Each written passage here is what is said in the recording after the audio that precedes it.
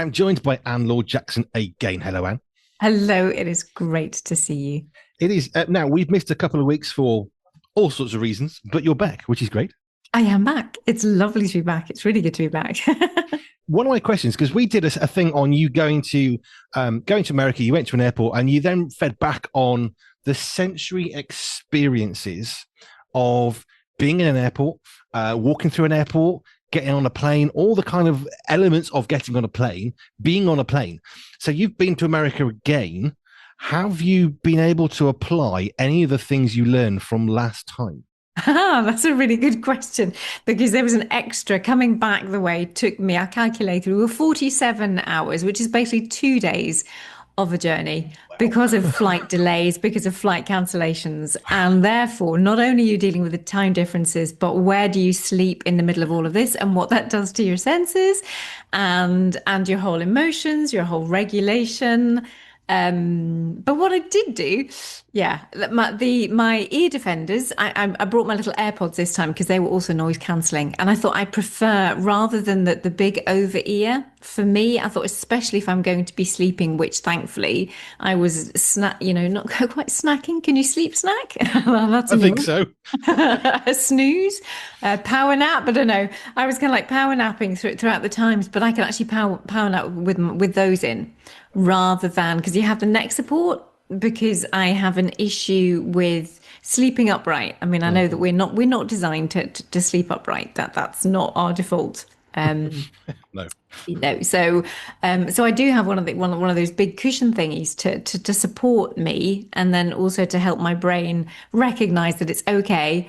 It is my head is supported. Okay, I might not be lying down flat. My vestibular semicircular canals may not be in the place that they ought to be for sleep, but with having that extra support, that does help. And my noise cancelling AirPods would fit nicely in there. So I was very thankful.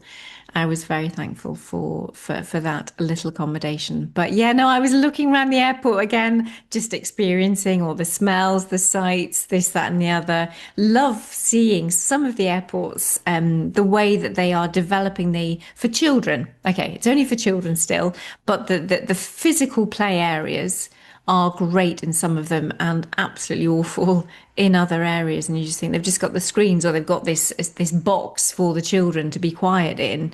And I thought, oh crumbs, we could really do with some sensory equipment in there to help to really help the children's regulation before they get on the plane because that was tough. There was like how many flights? 7 flights in the Wow. last week.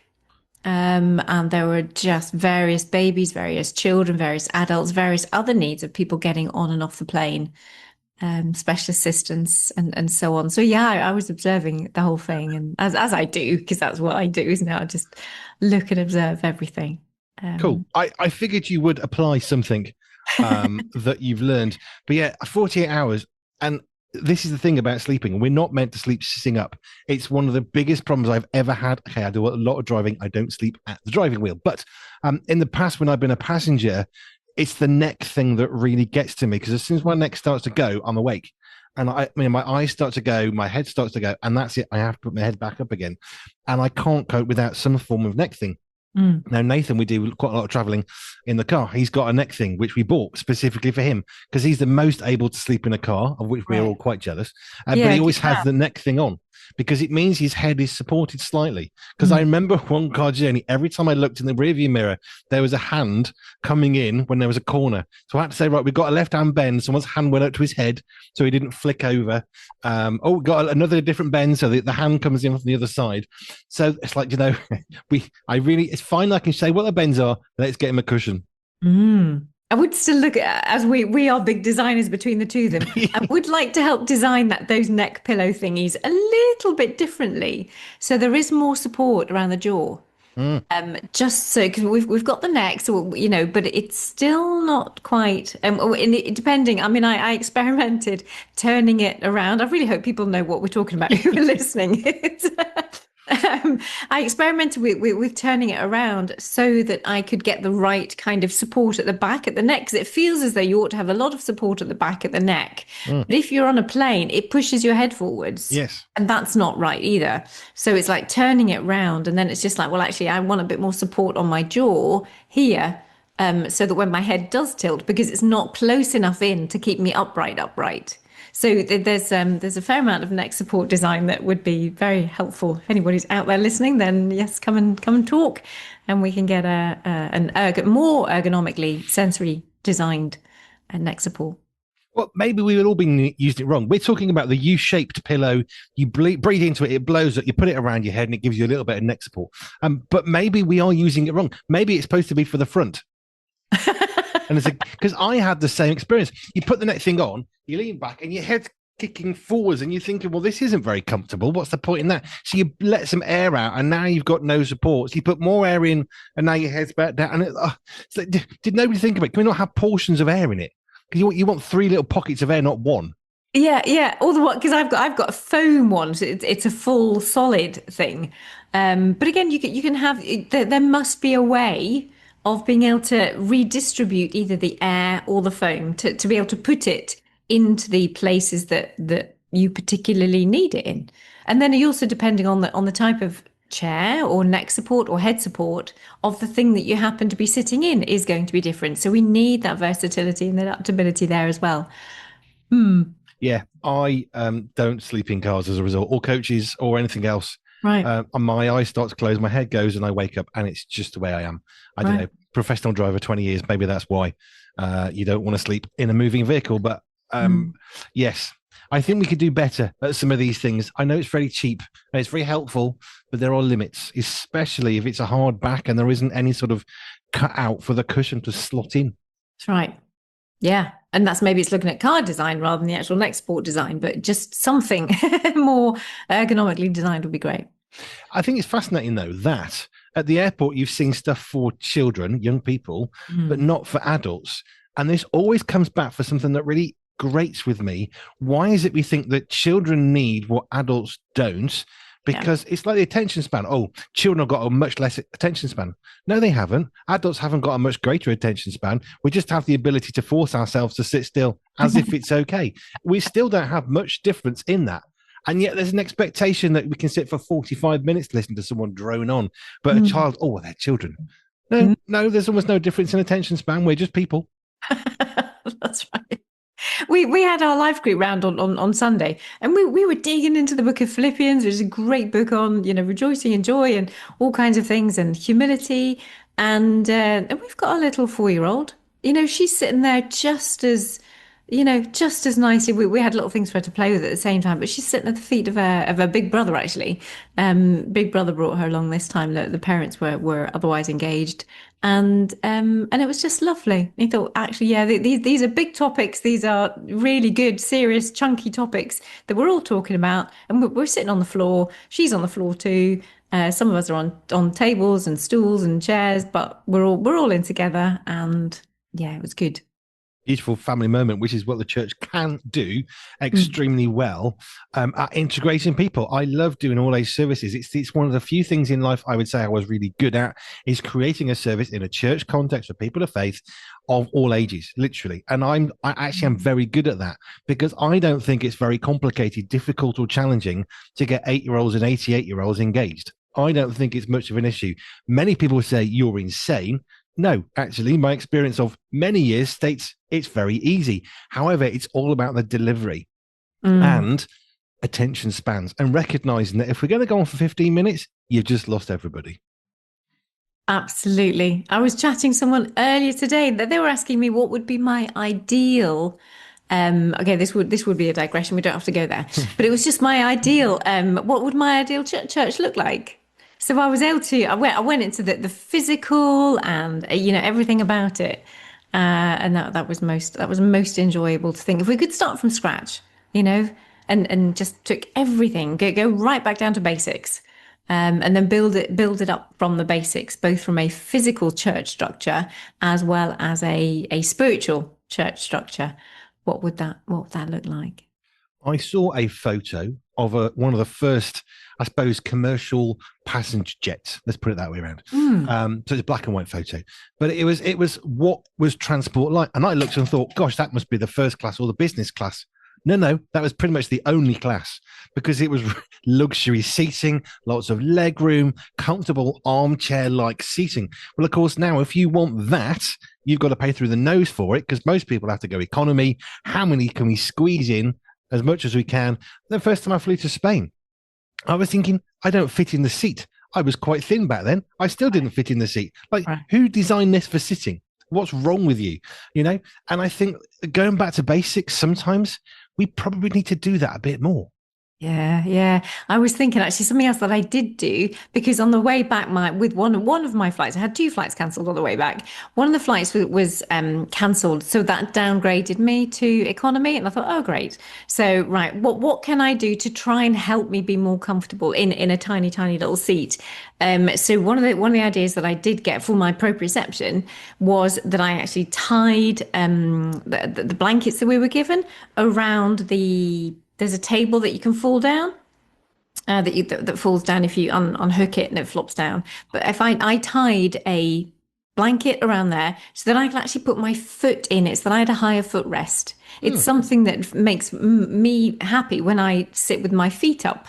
I remember when I was at school and I would do my homework, I'd actually put my feet on the table or one foot on the table. I'm quite supple. I'm not double jointed, but I'm very supple and I was great at gymnastics. But I would love to have one foot on the table and I would work and do it that way. So for me, I know having that extra support, having that like things a little bit higher for me are really comfortable. So I tied I tied the blanket so that I could then sit my feet. It added like a footrest. I put my feet inside the blanket that was tied as a kind of circle around the actual table and slotted my feet into that, and that definitely helped pass a few hours in that position. There are always things we can do, but children and adults, we're not that different. By the time your child is 12, they're basically an adult. They're eating adult food. They're adult size and height. We have similar attention spans and needs and requirements. And I Mm. think it's very lazy to think, oh, well, it's just a child or it's just an adult. The children need more, but, so do the parents. Here's the thing. You entertain the children. You let them do lots of exercise before they get on the plane. What are the parents doing? Sitting there, tapping their feet, getting a panic attack, getting on the plane, and all of a sudden they're stressed and anxious. What they Mm. probably needed was to go on the climbing frame with the kids. Would have Yeah, suited them far better. But of course, we're adults. We're sensible. Let's be I less know. sensible. Yeah, absolutely. Let's be less sensible. There is going to come a time where we're going to go into these things and just really celebrate the same way that I am now. Just even seeing the children's equipment, it's just like, oh, it won't be long, she says in hope and in faith that there will be things for physical things for the adults to be doing in airports and Nothing hotels wrong with hope. even. Hope is good. We Well, like hope. we do, don't we? You see, when electric cars got designed, they clearly were like internal combustion engine cars and basically the same shape. Dump the engine, stick in a battery, off you go. But I'm still perplexed by some of the modern car designs for EVs, electric vehicles. Like, why have you made a car with a bonnet? You don't need to. It's absolutely pointless. You don't have to have that. You could do anything you like. And yet, what they've done is created a car minus an engine because the engine's a bit different. And I just think it's lazy. I think it's lazy engineering. Oh, now there's because especially on my island, as I call it, like we don't have like normal roads. I was showing some of my American friends what our roads look like over here and the size of our island, saying it's only 9 by 5 miles, and they kind of like look at you weird to think you've actually got a whole community in that kind of a size. Like, yeah, we've got operas and we've got ballets and we've got orchestras and roads, but they are little. So when you come out of one junction, you really do not want a long nose. You really do not want a bonnet. So there are certain places in particular where having a much shorter bonnet, we have to find, different looks. I mean, I understand design, but surely design can be beautiful with a shorter bonnet, which would be really helpful to drive because then you can actually come out of roads. You're in the southeast of England or you're up in Scotland or you're somewhere where there's a tight turn, and actually it'd be really helpful to be able to see as a driver the road that you're actually going out into without getting your nose chopped off or someone else crashing into you.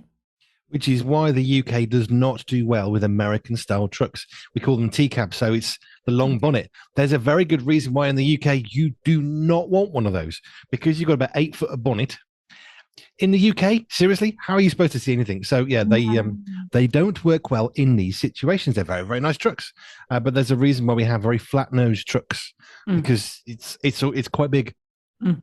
and the roads don't. But no, I really do think sometimes it's lazy engineering. If you look at Japan, which got decimated in the Second World War, which is tragic, and yet they built from literally the ground up because there was nothing there. You look at London, all they did in London during the Blitz, we'll put it back, put it back, put it back, and you've now got roads which are far too small, and London has a nightmare for congestion. The reason being because when it was bombed, it was replaced as it was. In Japan, because there was nothing, they had Mm. to actually start from scratch. And what do we think it's looked like in 1950? Well, very different from 1850. Yeah, lots of lazy engineering around, I think, sometimes, Mm. even down to the cushions. Well, that's fun. That's 15 minutes on engineering, which I love. Now, I like it. I like a little above a divergence of chat. It's good. Now we talk about sensory health as we have been doing, but we've been working on a series of sensory healthy somethings, whether it's a sensory healthy office or a sensory healthy park or sensory healthy sleeping or whatever it is. And I've really enjoyed being able to navigate it from the perspective of a thing rather than a question that leads to the thing. It's a bit of a different way of doing it. But I'm holding a pen in my hand, thinking about engineering. What would a sensory healthy pen look like? Oh, Because if you have, I forgot a pen, I haven't got a pencil around it. Yeah, hang on, I want a pencil. I want to hold. I haven't got one. Anyway, oh, it's fine. So, I'm getting one. Thank you. So let's just go back to the pencil, the original pencil. All right. So yeah. this is a pencil that's got a pointy thing. You can write with it. It's quite slim and slender. When you're very, very small, you may have had a chunkier pen. For example, my fountain pen is quite a lot chunkier than a pencil. It doesn't work unless you're watching the video. But anyway, so pencil, writing. Now we know that things have evolved. It used to be a feather. The fountain pen I've got is brilliant. It used to be a feather. You cut the end off, you could suck the ink in, and you could write. But sensory healthy pens, let's just call it writing implements. Where Mhm. would you start designing from scratch a sensory healthy writing implement for 2025? Oh, yes. Oh, I love that. So we have the actual, let's go with the form of it itself. And I think there should be a variety. We know that as grips develop and as we go through the developmental stages, we end up typically with a tripod grasp. So that means it's your thumb, your index finger, and your middle finger that all come together. Oh, beautifully. Yes, there you are, There you modeled are. by Mr. Andy Model. B. Yeah, For just about those who triangle. The pencil's in the middle of a triangle. If you're yeah, so looking at the why don't we have screen, a triangular pencil, which actually we do have in places, but a triangular pencil would be ideal. Why we have a long one, I understand that you kind of like run it down a little bit, but the balance and the weighting, it doesn't have to be. It's much easier if you had a short one.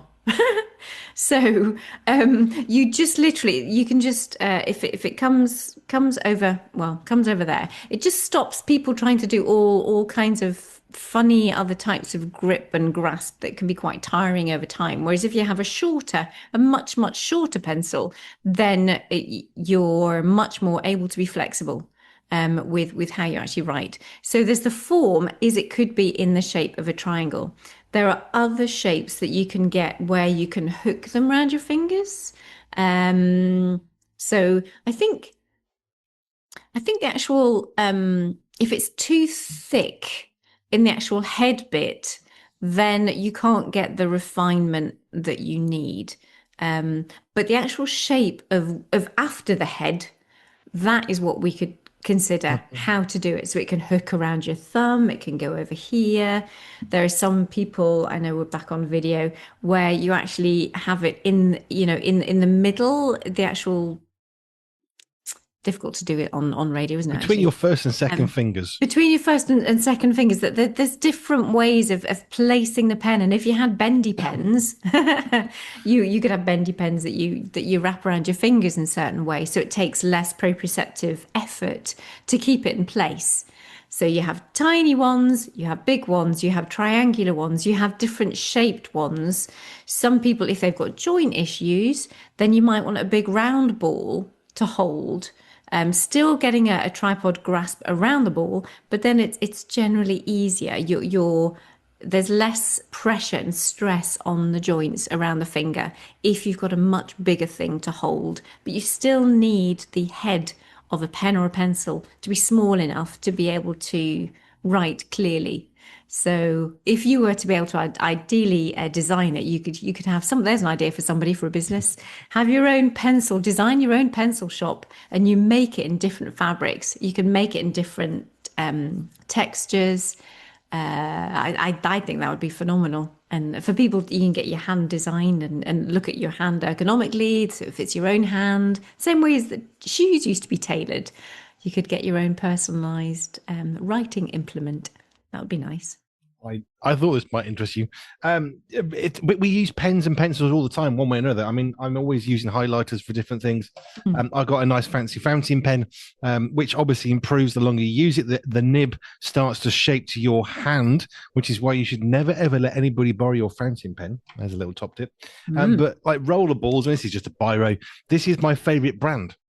I have a favorite brand of pen. Yes, I don't care if you think that's sad. I really do. It's got if I can hold it up to the camera, it's got a squishy bit at the end. That black bit on the camera, it's squishy. I have got different colors because I like these pens, but they're squishy and they've got a little ridge. Nice. Now, if I just go back to the basic simple old pencil, it's quite angular. It's quite easy to use. Actually, the angles make it easier in some ways. But I have seen people use the triangle. I've also seen them where it kind of goes up through the middle of the first and second fingers. And in a sense, when you're trying to write, it makes a lot of sense because the pen's actually a better angle, oddly. But we always write, you put your hand, the pen drops on top, there's your writing hole. But I just think, could we not do better? Like, this is my favorite brand of pen. I can take it apart and it breaks, but you could then actually have this permanently and just replace the bit in the middle. So it got me thinking about what even the fabric, like this is hard and it's wood. My wife couldn't cope with this if it didn't have a shiny bit on the outside. She can't touch normal wood. It's got to be glossy. She can't cope with it. Right. But that's hard, angular. It's a bit boring, does its job. And then you've got the pen that I like, which is my favorite type of biro. And I love the fact that it's kind of squishy and you can have ones with bumps on it, or you can have ones with different other fabrics or soft fabrics. It's like, oh, excuse me. Excuse you. How can we personalize our implements with a soft, with a velvet, with something that gives you a bit more feedback, something that's weighted, has a bit more weight to it to give you more proprioceptive feedback? The varieties are endless, and I think we should have a variety for people to experience and to try and for people to know that there are different things that help, because especially if you're in academics or if you're growing up, you're going to have to learn how to write before we move on to keyboard skills, rightly so. But what can we write with? It's like, yes, there is a chair you can sit on that is 90/90 and that it has 4 legs and a seat and a back. But actually, you could be on a rocking chair. You could be on a gym ball. You might be on a tea stool, which is like one stool and your legs create the other 3. There are so many different types of things to sit on that actually help people focus better, concentrate better, balance better. In the same way with implements and writing implements, it'd be great in our schools, in our educational systems, in our home schools, that there's a variety of different types of pens that, and I especially like your idea of thinking if like modular writing implements. Some, like the biro, moves really fast normally on paper. You can get different types of paper. That's the other issue. But biros will go really fast. Pencils, there's a bit more friction. Fountain pens, again, likely to be a little slower, just to be a little bit more controlled and more beautiful. So that there's different types, all of that side of it, what actually is on the end of your pencil or pen has an impact on what your writing looks like as well. When I was at school, I was, I don't know, 8, 9 years old. One of the teachers said, "Oh, you're having problems with your writing." And I think it was Beryl. It was a particular brand of pen, which I remember. I don't even know if it still exists, but it was quite chunky. We'll try with that. Maybe that'll be the help that you need so you can learn to write well. And they were talking about me having to go to see a specialist and all that. Here's the reason why my writing was bad. I didn't want to. It's not complicated. I didn't want to write. But all this stuff, they wanted to help me and do all these things. I just think, but I just don't want to. It's, and I wonder sometimes whether we're forcing help on people that don't need that help actually we need to motivate them more than we need to help them. And for me personally, I just didn't want to write. Like, Mm. what's the point? I just want to play games. I want to play with my truck or whatever. And we're going to get you some help and we'll see a specialist. But I Oh, just don't want to write. So it wasn't my inability. It was just don't want to. But how often do we force help on someone who just doesn't need help, just needs some motivation? Or here's a radical thought which will destroy people's opinions. Maybe they're just not ready for writing yet. that is so my biggest one.